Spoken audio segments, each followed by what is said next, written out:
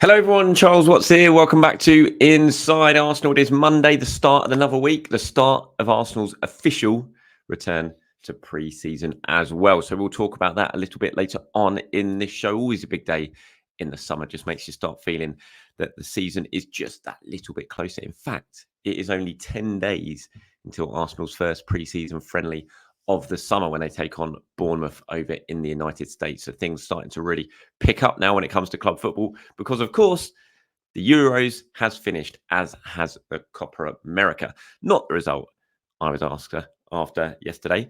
Definitely a result plenty of you were after, though, yesterday, judging by the questions and comments. Certainly the comments that were in the response to the video I did yesterday. Lots of you, for one reason or the other, wanting Spain to win, and you got your wish yesterday with that defeat for England in the Euros final, second successive defeat. The wait goes on, the long wait goes on. So, yeah, it was a disappointing night. You can probably hear from my voice I am feeling the effects of it a little bit. Obviously, went full of hope that England might be able to do it, despite their, let's face it, pretty awful form the whole way through the tournament. But Spain were just too good. Absolutely deserving winners, Spain, 100%. So if you're Spanish, if you're watching this, congratulations on a fantastic tournament for you guys. Just the best team in it by an absolute mile. And yeah, when you think who they've beaten on the way to winning it, Germany, knocking out the host, knocking out France, knocking out England, absolutely deserved to win it. England, quite frankly, were dreadful for the majority of the tournament. A couple of bright spots, I think, in the semi-final against Holland, certainly their sort of brightest spot of the entire tournament, but just really poor. I saw a stat this morning that they've finished the tournament with less XG than Croatia, and Croatia went out in the group stages, which sums it up. You know, so many players didn't perform for England throughout the tournament, and especially going forward, they just never really looked a threat. You know, there was moments yesterday after Cole Palmer's equalised, you thought, go on, you know, you've got the momentum now, you've got the goal, go on and win this game. But they just, after about a 5-minute little spell afterwards, they just started to sit back again, almost like they were playing for extra time, playing for penalties, and they got punished. Spain, as I said, absolutely deserving winners. Disappointing for the Arsenal lads. If you're watching on YouTube, you can see the pictures there. Declan Rice, Bukayo Saka getting consoled by Gareth Southgate, and Aaron Ramsdale. You know, it's a tough one for those guys to take two finals in a row that they've lost. And I didn't think even were that great in the final yesterday. Rice obviously had a big moment at the end when he had his header saved and then put the sort of follow up over after Gahey's header was saved. I didn't think he had the best of games. I didn't think many players in England had the best of games in the final. Saka just never really got into the game too much. Didn't really get into the tournament, I feel. Bukayo obviously had the big moment, which was fantastic against Switzerland. But other than that, like the other England attackers like Bellingham, Foden, Kane, Kane should never have started that game. It was so obvious he shouldn't have started that game. And it was very, very clear from how it progressed that he was hurting England. And the fact that Southgate took him off so early suggested that he knew he'd made a mistake when it came to it. And they just never really had anything about him.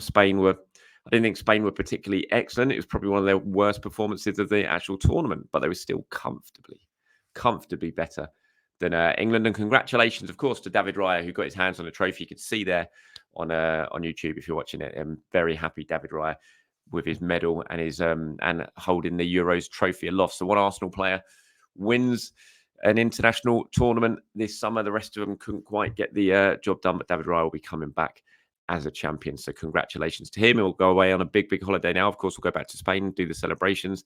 Him, Saka, Rice, Ramsdale, all now head off on holiday, have a 3-week break, and I imagine they'll be back at the start of the week after Arsenal return from the United States. Right, here's some of your reaction to last night's final. Nathan from the US says, what a game. So sorry. Heartbreak for England. Congratulations to Spain. Those headers at the end. I was sure England would equalise. All in all, it was a worthy final. AFC Cape Town, clearly a big Spanish fan for the night last night, says, justice is served. Football won. I think you're right. Football definitely did win in that final. As I said, the best team won it by distance, and England, if they had gone through and won that tournament, it would have been a hell of a smash and grab because they've stunk the place out largely throughout the whole tournament. Fogger1 says, we'll be glad to get back to just Arsenal news. The England updates were getting boring. Everyone knew what was going to happen. Laughing emoji. Yes, the England updates will now be over for the summer. Charlie says, we need to get Klopp, throw all the money at him, whatever it takes. He wants and deserves his long break. Put Carsley in charge for the meaningless Group B Nations League games in September, October, and November, and then Klopp can start in March. Southgate has to go. We will not win a tournament that man in charge. Southgate will go.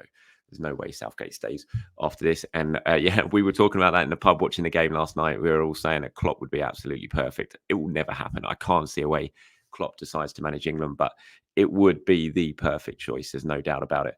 I agree with you on that.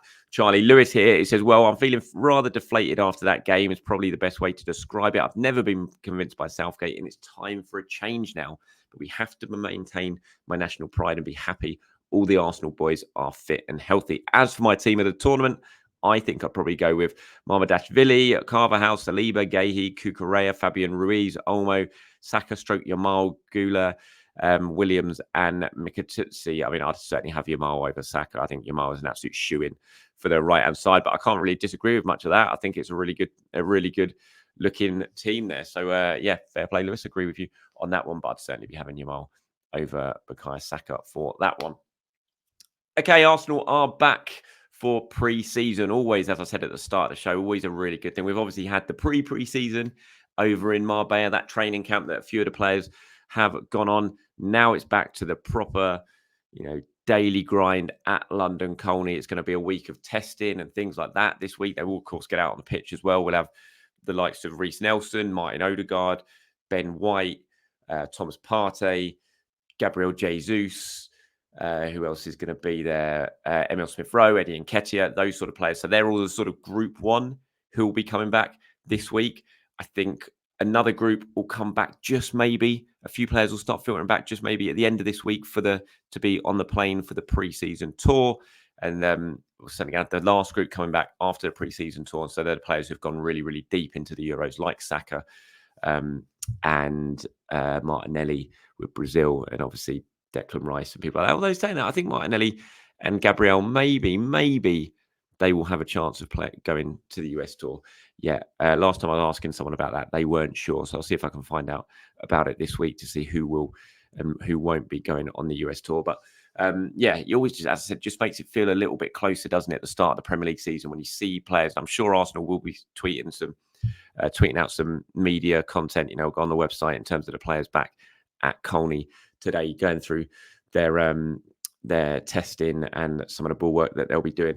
And yeah, really good to see. Can't wait. Like I said, 10 days now, just 10 days until that Bournemouth game. Cannot wait to see how Arsenal get on in that. And the Euros and Copa America, congratulations to Argentina again, by the way. Another fantastic win for them. Absolutely just picking up silverware left, right, and centre now, this Argentina team, aren't they? Remarkable run of form that they are on. So it's been great having those tournaments because it just means the summer hasn't dragged that much. But this is always the key bit, isn't it? The great bit. Arsenal back.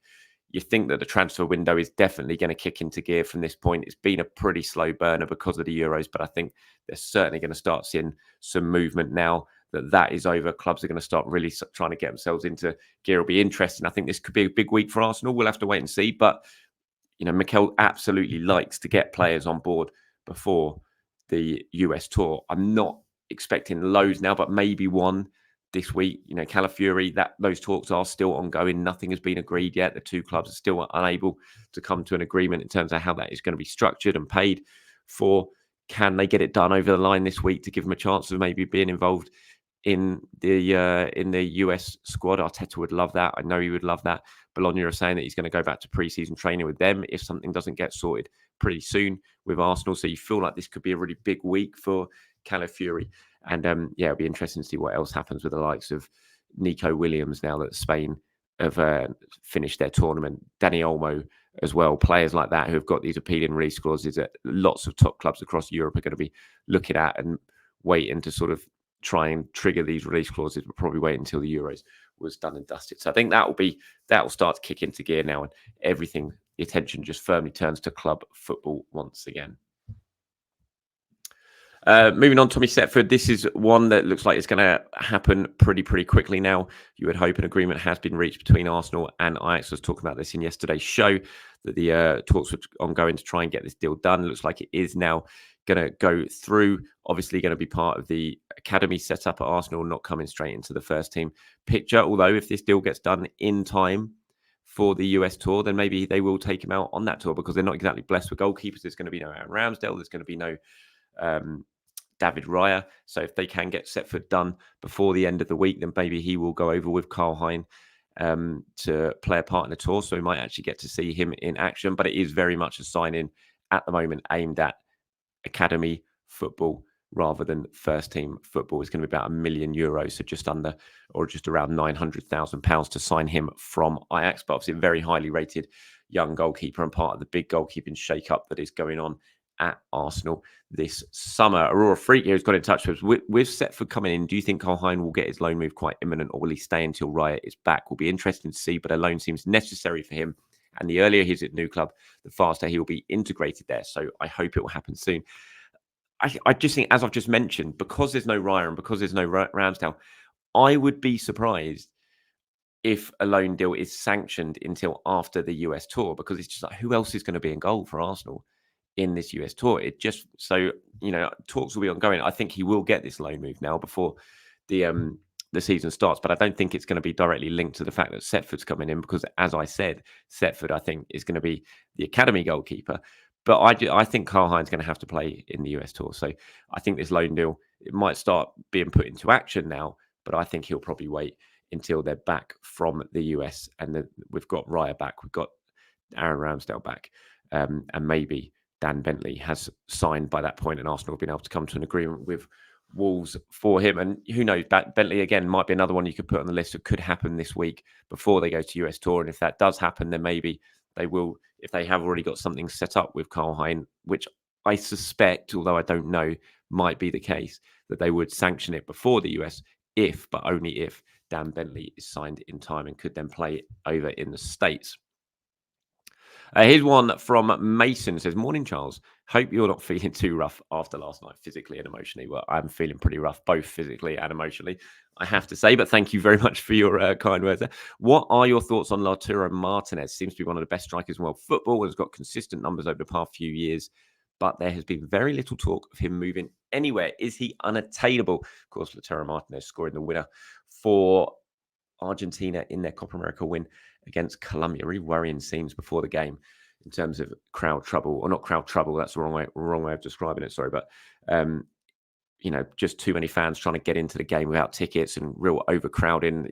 Seems like very similar to Wembley a few years ago for the Euros final, that security just couldn't deal with the sheer numbers who were there, and people were trying to force their way in, and it was a real dangerous looking situation, and could have been far, far worse in terms of injuries, and potentially even worse than that. So that was a little bit worrying. But Argentina did come out on top when the game eventually did take place, going to extra time and winning 1-0, thanks to Lautaro Martinez, who has had a really good couple of seasons, no doubt about that. His numbers are very, very good. He's scoring goals for Argentina now, taking chances that maybe he'd been missing before. For Inter Milan, he's been fantastic for a while now. Is he unattainable? I don't think anyone's unattainable, but he is. I think he's agreed a new contract, hasn't he, with Inter? I don't think it's officially been signed yet. Maybe that will happen after the Copa America, but it seems like he's going to be staying at Inter Milan. There's always been a tiny little links with Arsenal, speculation with Arsenal, but it's nothing I've ever really heard about. There was definite interest from Spurs not so long ago, and it looked like he might even go to Spurs not so long ago. Didn't happen. Stayed in Italy, stayed at Inter Milan, and I think he'll be staying in Inter Milan again. But yeah, very good player, no doubt about that. Right, that's it from me today, everyone. Thank you very much for watching and for listening as usual. I'll be back tomorrow to do it all over again. Anything you want me to discuss in that show, you know what to do. Get into the comments with some questions or whatever it is you want me to discuss. I'll pull it all together and get it included in the show tomorrow. Until then, have a fantastic start to your week, everyone. Speak to you soon. Bye-bye.